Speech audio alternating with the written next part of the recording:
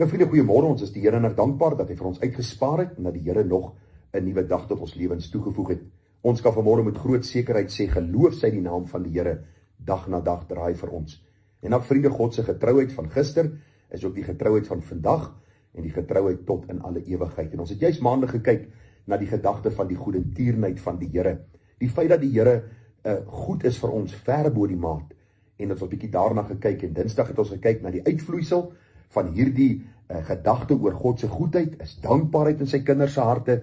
En vanmôre gaan ons in besonder stil staan by hierdie gedagte van my liefde teenoor die Here God. Ag vriende, daar is baie mense wat vandag bely ons het die Here lief. Ons is kinders van die Here. Maar ek wil vir u sê dat liefde is nie iets wat 'n mens sê nie. Liefde is iets wat jy doen. Ander moet sien dat jy werklik lief is vir die Here. Ek kan baie keer vir my vrou sê ek is lief vir jou, maar as sy nie kan sien in my dade, in my optrede, dat daar 'n liefde vir haar is nie, hoe sal sy my glo? Dan is dit net leefwoorde wat in die lug verdwyn. En daarom het ons nodig om vanmôre te kyk as kinders van die Here na die gedagte van liefde vir God. U sien, as ons sy goedheid raak sien, sy goedertierenheid wat tot in ewigheid toe duur, daar is 'n dankbaarheid in my hart teenoor God vir hierdie goedheid aan my geopenbaar, en selfs in die moeilike tye hoe hy alles ten goeie laat meewerk, dan moet daar 'n spontane liefde vanuit my hart teenoor hom opspring. En nou vriende, ek wil vanmôre 'n bietjie met u praat oor hierdie liefde, want u sien, liefde is nie groot woorde nie. Dit is nie baie kennis wat ek openbaar nie, maar dit is 'n opregte hart wat sê, Here, u weet ek het u lief. U sien ook dat ek u liefhet in wat ek doen, en Here, help my om u in alles te verheerlik. Ons ken die baie groot woorde en besondere woorde daar in Matteus 22. Ons praat van die groot gebod. Die Bybel sê vir ons dat die Here Jesus hierdie Fariseërs en Sadduseërs geantwoord het. Toe hulle hom vra, Here, wat is die groot gebod in die wet? Sê Jesus, jy moet die Here jou God lief hê met jou hele hart en met jou hele siel en met jou hele verstand. Vriende, om God lief te hê, wys nie net in wat ons sê nie, maar ook in hoe ons leef. Liefde word openbaar in ons gehoorsaamheid aan die Here, aan sy opdragte en sy woord. Dit word openbaar in ons vertroue, al gaan dit hoe moeilik in ons lewe. Vriende, hierdie liefde vir God word openbaar in die keuses wat ons elke dag maak, in wat ons doen en wat ons nalat om te doen. Liefde vir God is eenvoudig om hom eerste te stel in alles, en dan ook te sê, Here, al gaan dit soms hoe moeilik, gaan ek u vertrou met alles wat in my binneste is. U sien, ware liefde vir God, vriende, groei, wanneer ons tyd saam met hom spandeer in sy woord, tyd spandeer in gebed, wanneer ons stil raak in sy teenwoordigheid, wanneer ons lewe in hierdie kosbare lig van sy heiligheid sien, en dat ons ook weet, dat hy ons heilig om eendag voor hom te kan staan in sy heerlikheid. Hoe meer ons hom leer ken uit die blaaie van die Bybel, hoe meer ons hom leer ken in tye van gebed, hoe meer ons hom leer ken in die oordeenking van sy woord, hoe meer groei ons liefde. Want die Bybel leer vir ons baie duidelik, dat ons het God lief, omdat hy ons eerste lief gehad het. U sien, sy liefde vir ons is die beginpunt van ons liefde vir hom. En daarom is dit 'n geweldige belangrike vraag wat ek moet beantwoord vanmôre. As daar geen groei in my liefde vir God is nie, is die vraag, het God se liefde al 'n werklikheid in my hart geword? Want u sien, God stort sy besondere liefde uit oor sy kinders, oor sy weergeborenes. Dis sy liefde wat ons getrek het. Dis sy liefde wat ons oortuig het. Dis sy liefde wat ons bewus gemaak het van ons eie sondigheid en ons eie nietigheid.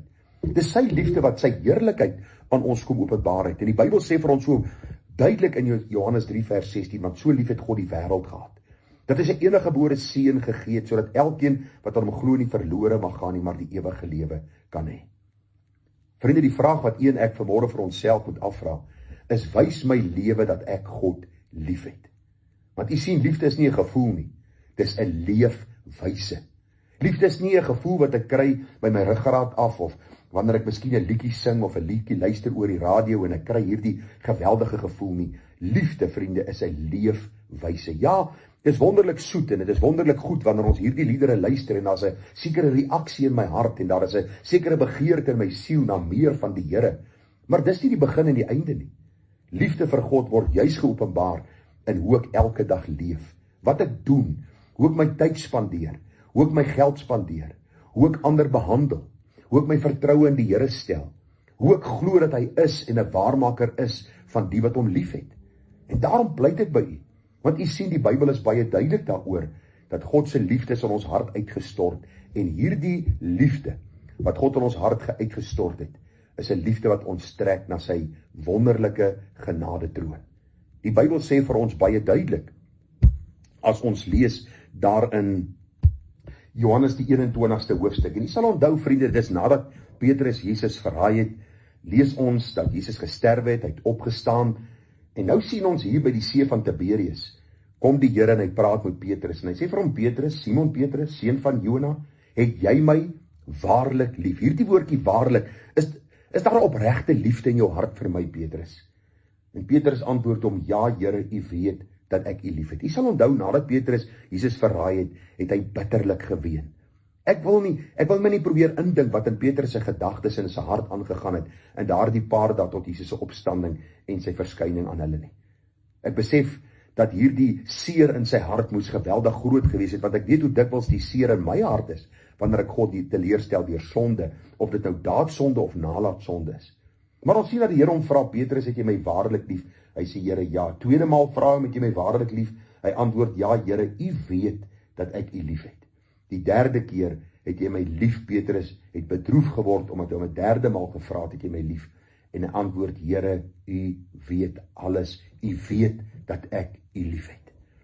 Ek wil jou vanmôre vra, en ek gaan daarmee afsluit.